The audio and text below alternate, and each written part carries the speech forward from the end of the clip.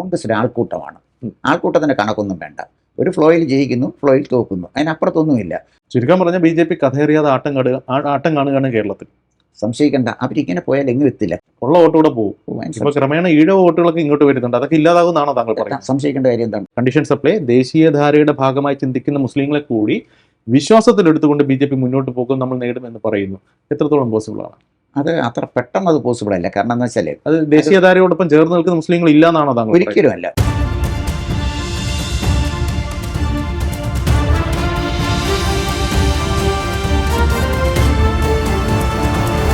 തദ്ദേശ തെരഞ്ഞെടുപ്പുകൾ നടക്കാൻ ഇനി ശേഷിക്കുന്നത് ഏതാനും മാസങ്ങളാണ്. കൃത്യമായി പറഞ്ഞാൽ ഏതാനും ആഴ്ചകളാണ് എന്ന് തന്നെ വേണമെങ്കിൽ പറയാം. വളരെ അടുത്തിരിക്കുകയാണ്.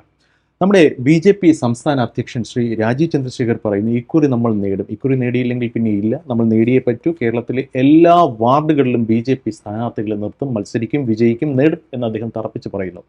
അത് ഒരു ഭാഗത്ത് നിൽക്കുമ്പോൾ ക്രിസ്തീയ സഭകൾ ഉൾപ്പെടെയുള്ള വലിയൊരു വിഭാഗം ജനവിഭാഗം BJPയുമായി അകലുന്നു, അല്ലെങ്കിൽ സ്വരച്ചേർച്ചയിലല്ലാതെ നിൽക്കുന്നു. ഈ സാഹചര്യത്തിൽ രാജീവ് ചന്ദ്രശേഖർ എങ്ങനെ നേടും എന്നാണ് താങ്കൾ കരുതുന്നത്?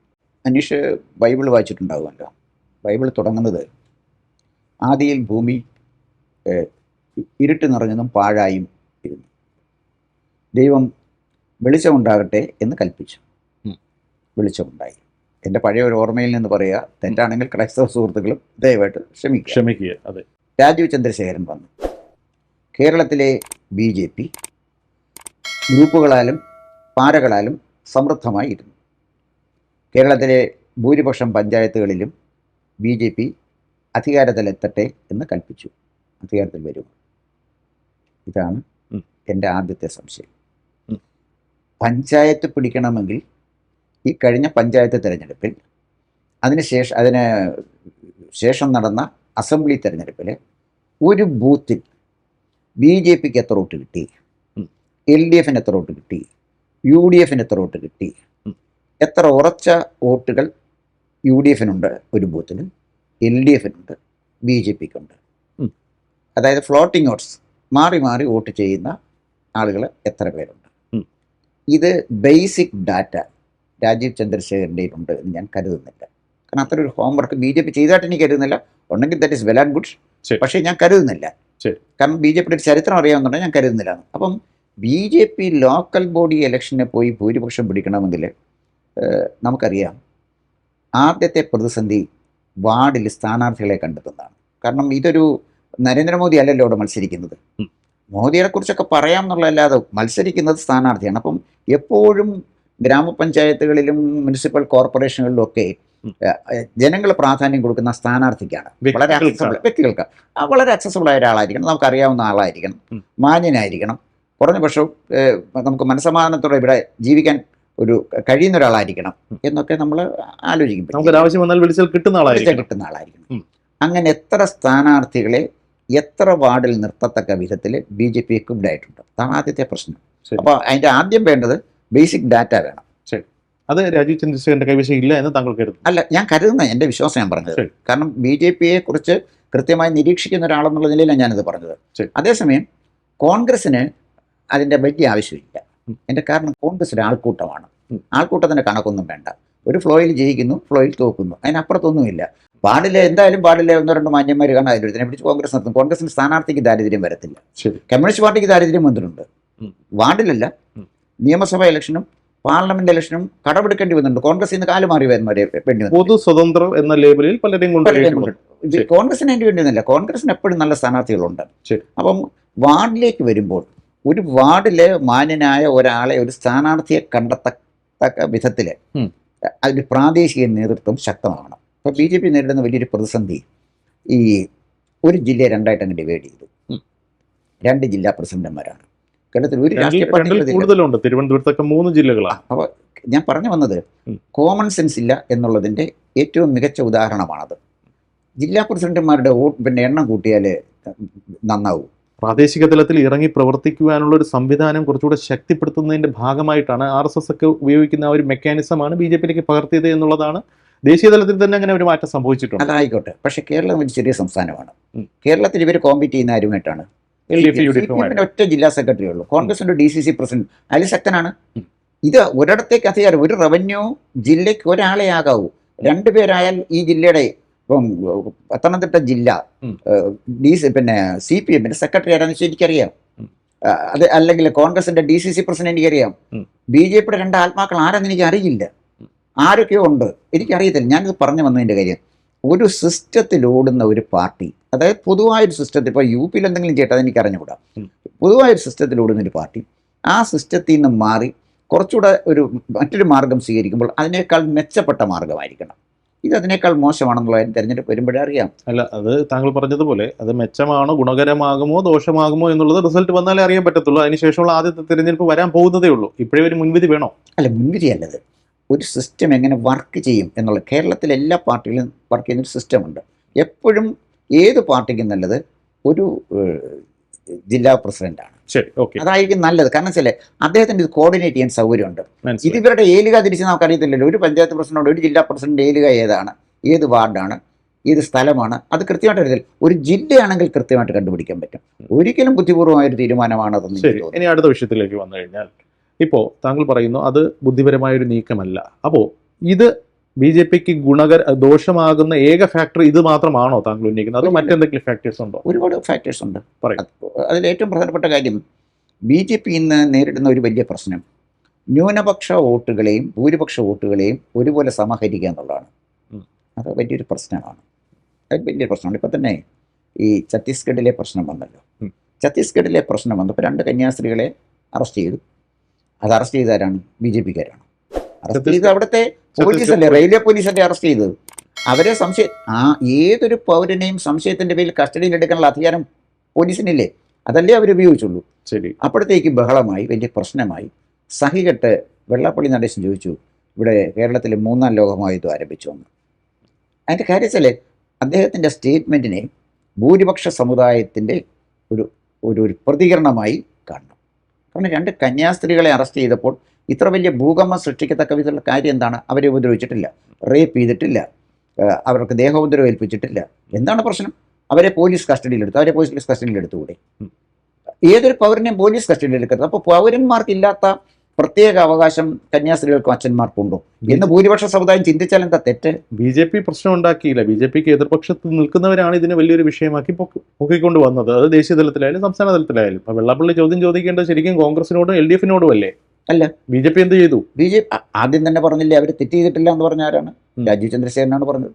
അപ്പൊ തന്നെ അനൂപ് ആന്റണിയെ അങ്ങോട്ട് പറഞ്ഞു വിട്ടു. അപ്പൊ ഞാൻ പറഞ്ഞു വന്നത്, അത് പോയത് കൊണ്ടോ അതിനകത്ത് ഇടപെട്ടത് കൊണ്ടോ തെറ്റില്ല. പക്ഷെ ഈ ബഹളം കാണിക്കുമ്പോൾ BJPയുടെ ബേസ് വോട്ടെന്ന് പറഞ്ഞാൽ ഇവിടുത്തെ ഭൂരിപക്ഷ സമുദായത്തിന്റെ വോട്ടാണ്. നഷ്ടമാവും. അതിന് സംശയിക്കേണ്ട കാര്യം എന്താണ്? അപ്പം പിന്നെ പള്ളിക്കാരുടെ പ്രതികരണം എന്തായിരുന്നു? ഒരച്ഛൻ പറഞ്ഞു, ഓർത്തഡോക്സ് സഭയുടെ പരമാധ്യക്ഷൻ പരിശുദ്ധ കത്തോലിക്ക ബാബ പറഞ്ഞു, കേക്കുമായി ഇങ്ങ് വരട്ടെ, ഞങ്ങൾ കാണിച്ചു കൊടുക്കാമെന്ന്. അത് അങ്ങനെ അല്ലല്ലോ പറയേണ്ടത്. ഞാൻ പറഞ്ഞു വന്നത്, കേക്കുമായി വരട്ടെ ആരെ കാണിച്ചു കൊടുക്കാമെന്ന് പറഞ്ഞു? കോൺഗ്രസ്സുകാരെ കാണിക്കാമെന്ന് പറഞ്ഞു, CPMകാരെ കാണിക്കാമെന്ന് പറഞ്ഞു. പറഞ്ഞില്ലല്ലോ. മിലിത്തിയോസ്, അത് പിന്നെ സഖാവ് മിലിത്തിയോസ് പറഞ്ഞു, പിന്നെ ഒരു നടൻ ഇവിടെ കണ്ടുണ്ടായിരുന്നു, അങ്ങേരെ കാണാനില്ല എന്ന് പറഞ്ഞു. ഇതിനോടൊക്കെയുള്ള പ്രതികരണം നമുക്കറിയണമെങ്കിൽ പത്രം വായിച്ചറിയത്തില്ല. ഈ വാർത്തകൾ വരുന്ന സോഷ്യൽ മീഡിയയിലെ കമന്റ് വായിക്കണം. മിലിത്തിയോസിന്റെ ഈ കമന്റിന് താഴെ വന്ന, ഈ അഭിപ്രായത്തിന് താഴെ വന്ന കമന്റ് എന്നെ അത്ഭുതപ്പെടുത്തി. ഇതിലെല്ലാം എന്നെ അത്ഭുതപ്പെടുത്തിയത്, ഒരു ക്രൈസ്തവ പത്രപ്രവർത്തകൻ ഷാർപ്പായിട്ട് ഈ മിലിത്തിയോസ് ആരാണ് എന്ന് അദ്ദേഹം പറയുന്നത് കേട്ട് ഞാൻ അത്ഭുതപ്പെട്ടു പോയി. അദ്ദേഹം ഈ വാക്കല്ല ഉപയോഗിച്ചത്, അൺപാർലമെന്ററി വാക്കാണ്, ഞാനത് പറയുന്നില്ല. പക്ഷെ ഒരു ക്രൈസ്തവ പുരോഹിതനെ കുറിച്ച് ക്രിസ്ത്യാനികൾ പറയുന്നതാണിത്. അപ്പോൾ ക്രിസ്ത്യൻ സഭയെ കാൽക്കുലേറ്റ് ചെയ്യുന്ന കാര്യത്തിൽ BJPക്ക് തന്ത്രപരമായി തെറ്റുപറ്റി.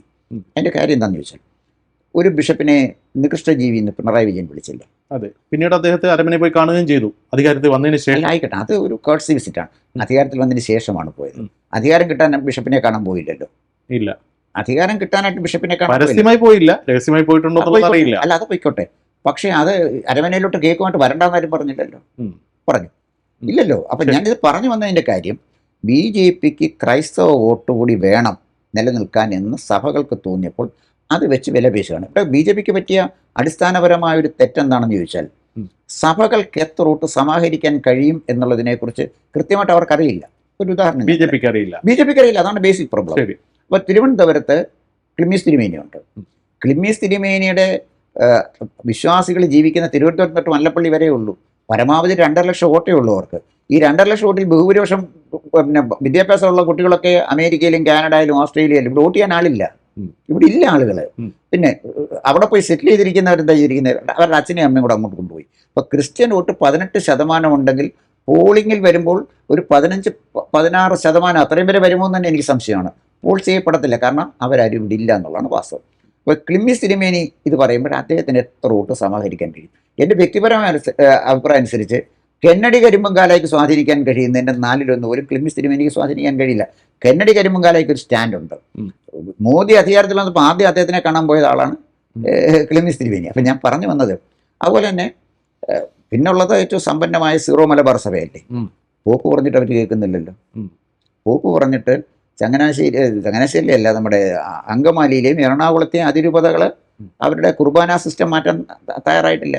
കുറച്ചു കാലം മുമ്പ് പഴയ പിന്നെ ഏഷ്യാനെറ്റിൻ്റെ ആർക്കൈവ്സ് നോക്കി അറിയാം, രാത്രിയിൽ പന്തം കൊളുത്തി പ്രകടനം നടത്തുന്ന ക്ലിപ്പിംഗ് ഞാൻ കണ്ടതാണ്. Arch bishop, major arch bishop, അദ്ദേഹം പോപ്പിനെ തിരഞ്ഞെടുക്കുന്ന ആളാണ്. കള്ള ആലഞ്ചേരി എന്ന് പറഞ്ഞ ക്രിസ്ത്യാനികൾ പ്രകടനം നടത്തുകയാണ്. ഇതാണ് ക്രൈസ്തവ സഭയുടെ സ്ഥിതി. അപ്പോൾ കേക്കുമായിട്ട് വരണ്ട എന്ന് ഓർത്തഡോക്സ് സഭയുടെ അധ്യക്ഷൻ പറഞ്ഞാൽ അദ്ദേഹത്തിൻ്റെ അടുത്ത് കേക്കുമായി പോകാം, മുട്ടയിൽ നിന്ന് കൈമുത്തി പ്രാർത്ഥിക്കാം. പക്ഷെ അതുകൊണ്ട് യാക്കോബക്കാരൻ വോട്ട് ചെയ്യും. അതാണ് പ്രശ്നം. ഇത് ക്രിസ്ത്യൻ സഭകൾ വളരെ വ്യത്യസ്തമായ രാഷ്ട്രീയമായിട്ട് ഡിവൈഡ് ചെയ്യപ്പെട്ടു. ഇവർ ക്രിസ്ത്യൻ സഭയുടെ പുറകെ അല്ല പോകേണ്ടത്, ക്രിസ്ത്യാനിയുടെ കൂടെ പോകണം. ക്രിസ്ത്യാനികൾ വളരെ ബുദ്ധിമാന്മാരാണ്. ഈ ക്രിസ്ത്യാനിയുടെ പുറകെയാണ് എന്ന് സ്ഥാപിച്ചെടുക്കാൻ വേണ്ടിയിട്ടാണ് കന്യാസ്ത്രീ വിഷയത്തിൽ ഇടപെടുന്നത്. അങ്ങനെ വായിച്ചുകൂടെ?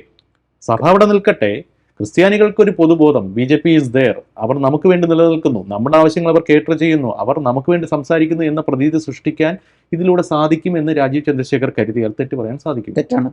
അതാണ് പാമ്പളാനി കൊണ്ട് പറഞ്ഞത്. എന്താ? റബ്ബറിന് 300 രൂപ വിലയാകട്ടെ, ഞങ്ങൾ വോട്ട് ചെയ്യാം. 300 രൂപ വില ക്രിസ്ത്യാനിക്ക് മാത്രം കിട്ടുക.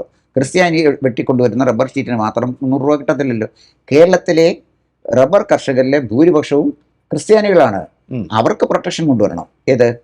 ക്രൈസ്തവരടക്കം. അതാണ് ഇത് ശരിക്കും പറഞ്ഞാൽ ജനങ്ങളെ സമീപിക്കേണ്ടത് ജനറലായിട്ടാണ്, പൊതുവായിട്ടാണ്. അതിൽ ക്രിസ്ത്യാനികളുമുണ്ട്. ഏറിയും കുറഞ്ഞും വരും. റബ്ബർ കർഷകരിൽ കൂടുതൽ ക്രിസ്ത്യാനികളാണ്. റബ്ബറിന് വില കൊടുക്കണം, കാട്ടുമൃഗങ്ങളുടെ ആക്രമണത്തിൽ നിന്ന് സംരക്ഷിക്കും. ഇങ്ങനെയൊക്കെയുള്ള അവർക്ക് ഒരുപാട് ഇഷ്യൂസ്. അവരുടെയൊക്കെ വിഷയങ്ങൾ ഈ വികസനപരമായ പ്രശ്നങ്ങളാണ്. രാജ്യത്തിൻ്റെ സാമ്പത്തിക വളർച്ചയിലാണ് ക്രിസ്ത്യാനിക്ക് താല്പര്യം. അവർക്ക് മതമൗലികവാദത്തിൽ താല്പര്യമുള്ള ആളുകളല്ല.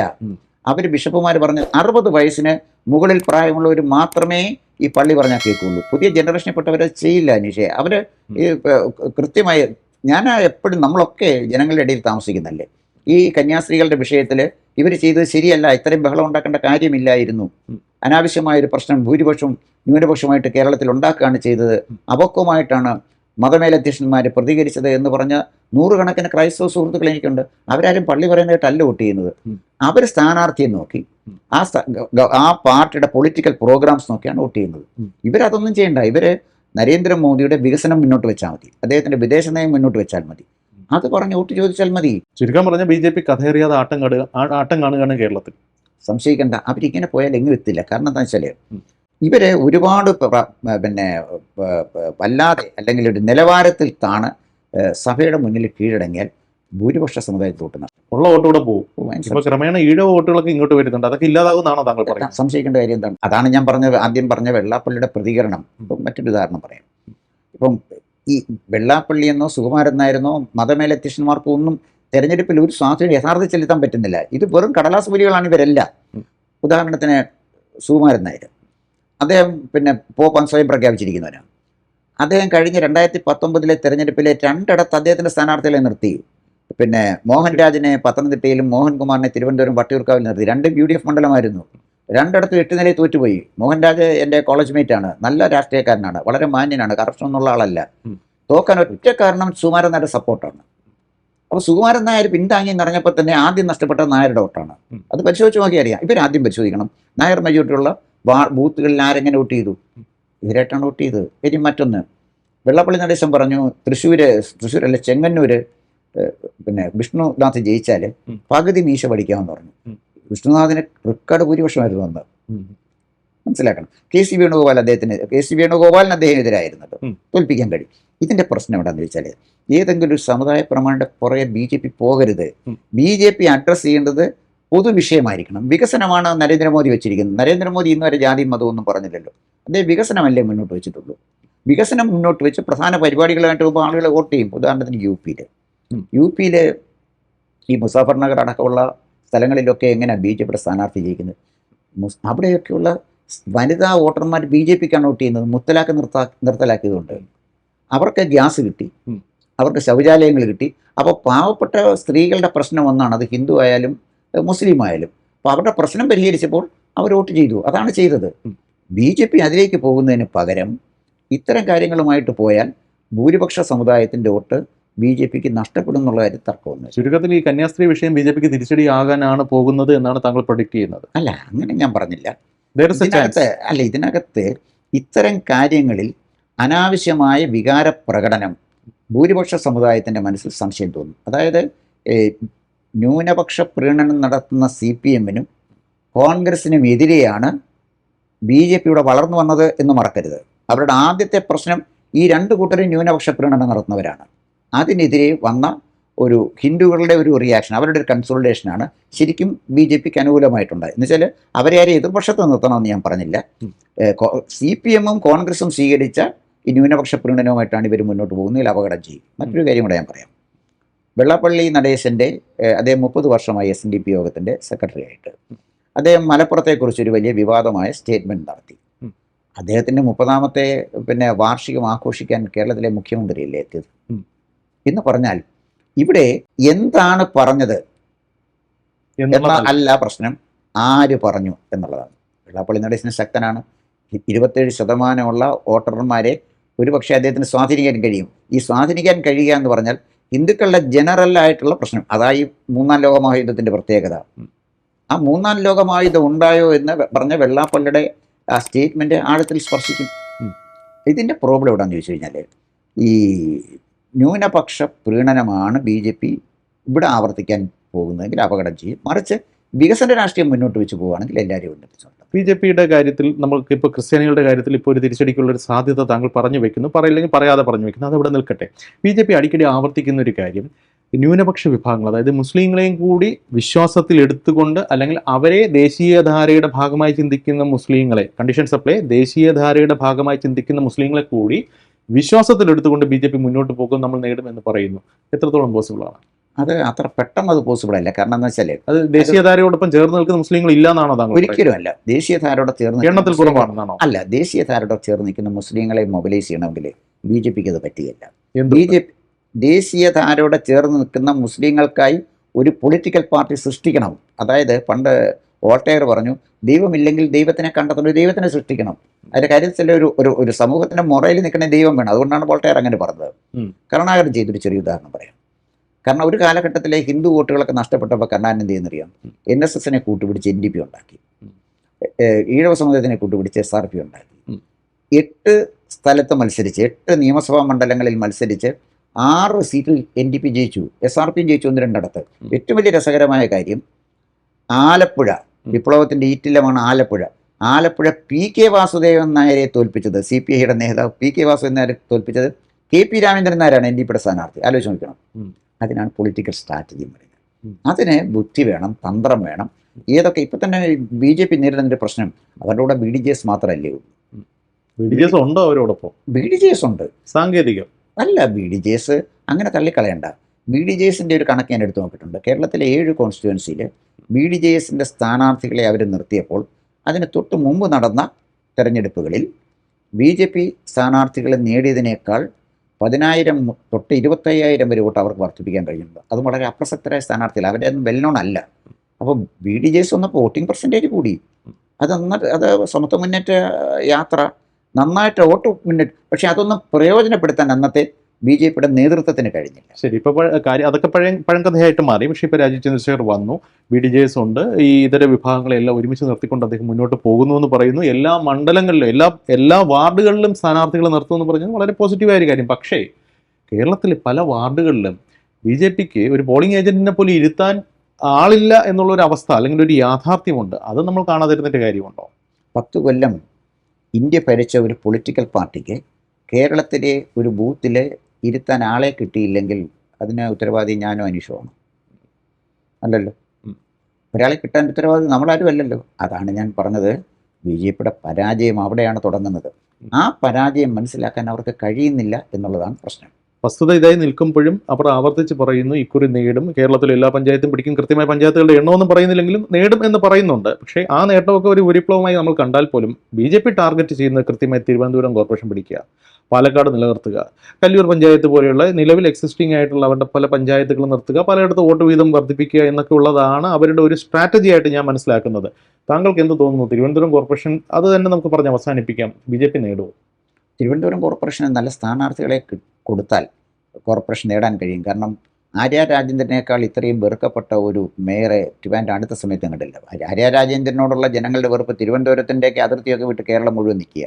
അതുകൊണ്ട് ഈ സാധ്യതയുണ്ട്, വലിയ സാധ്യത തിരുവനന്തപുരത്തുണ്ട്. പക്ഷേ അതിൻ്റെ കാര്യം അവിടെ ഗ്രൂപ്പ് കളിച്ചാൽ തോറ്റുപോകും, നല്ല സ്ഥാനാർത്ഥികളെ കിട്ടിയില്ലെങ്കിൽ തോറ്റുപോകും. ഏതെങ്കിലും ഒരു ഗ്രൂപ്പിലെ ഒരു നേതാവിൻ്റെ ശിങ്കിടിയാണ് എന്ന് പറഞ്ഞൊരു സ്ഥാനാർത്ഥിത്വം കൊടുത്താൽ അത് ജയിച്ചു വരാൻ അത് പ്രയാസമായിരിക്കും. പക്ഷേ ട്രിവാൻഡ്രം കോർപ്പറേഷൻ മാത്രമല്ല, മറ്റ് പല സ്ഥലത്തും അവർക്ക് നന്നായിട്ട് പെർഫോം ചെയ്യാൻ പറ്റും. ഞാനീ പറഞ്ഞ പോലെ എല്ലായിടത്തും അവർ വാർഡുകളിൽ സ്ഥാനാർത്ഥി നിർത്തിയാൽ ഒരു ഗുണം എന്താണെന്ന് വെച്ചാൽ ഓരോ വാർഡിലും BJPക്ക് എത്ര വോട്ട് കിട്ടി, 0 മുതൽ 1500, 2000, 3000 എത്ര വോട്ട് കിട്ടി എന്ന് കൃത്യമായൊരു ഡാറ്റ സംസ്ഥാന പ്രസിഡന്റിന് കിട്ടും. അവിടെ നിന്നൊരു ഹോംവർക്ക് ചെയ്യാം 2026 അസംബ്ലി തെരഞ്ഞെടുപ്പിൽ. അതിൻ്റെ അടിസ്ഥാനത്തിൽ കൃത്യമായി ഹോംവർക്ക് ചെയ്ത് മുന്നോട്ട് പോയാൽ നന്നായിട്ട് പെർഫോം ചെയ്യാൻ പറ്റുന്നത് 2026 നിയമസഭാ തെരഞ്ഞെടുപ്പാണ്. അത് വേണമെങ്കിൽ ആ പാർട്ടിയുടെ ബലം, അതായത് ബൂത്ത് തലത്തിലുള്ള ബലം തിരിച്ചറിഞ്ഞെങ്കിൽ മാത്രമേ പറ്റുമെന്നാണ് എനിക്ക് തോന്നുന്നത്. മനസ്സിലായി. ഏതായാലും ഇനിയിപ്പോൾ തദ്ദേശ തെരഞ്ഞെടുപ്പിന് ശേഷിക്കുന്നത് ഏതാനും ആഴ്ചകളാണ്. BJPയുടെ അവതായിട്ട് ഇനി എന്തൊക്കെ അസ്ത്രങ്ങളാണ് അവർ കരുതിയിരിക്കുന്നതെന്ന് അറിയത്തില്ല. നമുക്ക് നോക്കാം, വരും ദിവസങ്ങളിൽ അവരുടെ സ്ട്രാറ്റജി എന്താണെന്ന് നോക്കാം. ശേഷം ചർച്ചകളാകാം. നന്ദി. കൂടുതൽ വാർത്തകളും വിശേഷങ്ങളും നേരിട്ട് ലഭിക്കാൻ ജനങ്ങളിൽ നിന്ന് ജനങ്ങളിലേക്ക് ജനഭൂമി ന്യൂസ് സബ്സ്ക്രൈബ് ചെയ്യൂ.